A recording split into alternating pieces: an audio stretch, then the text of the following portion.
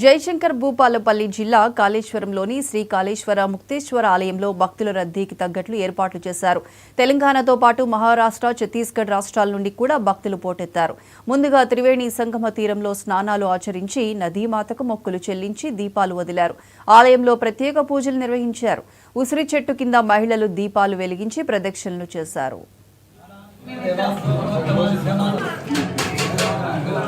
ఈరోజు కార్తీక పౌర్ణమి పురస్కరించుకొని భక్తులందరూ కూడా ఉదయం నుంచే గోదావరి నదీ స్నానాలు ఆచరించుకొని స్వామివారిని దర్శిస్తున్నారు. కార్తీక పౌర్ణమి అనేది చాలా విశిష్టమైనటువంటిది. ఈ రోజున 365 భక్తులు తీయడము, దీపారాధన చేయడము, దీపదానం ఇవ్వడం అనేది చాలా విశేషం. త్రివేణి సంగమ క్షేత్ర కాళేశ్వర ముక్తేశ్వర స్వామివారిని అందరూ కూడా భక్తులు కూడా దర్శించి వెళ్ళిపోతున్నారు. ఈరోజు సాయంత్రం 5 గంటలకు గోదావరి నది హారతి కార్యక్రమం, అలాగే సహస్ర దీపాలంకరణ కార్యక్రమం, అలాగే సాయంత్రము రాత్రి 7 గంటలకు జ్వాలాతోరణం కూడా ఇక్కడ నిర్వహించబడుతుంది.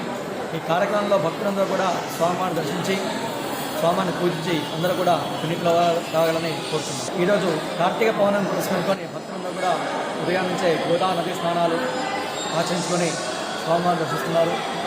కార్తీక పౌర్ణమి అనేది చాలా విశిష్టమైనటువంటిది.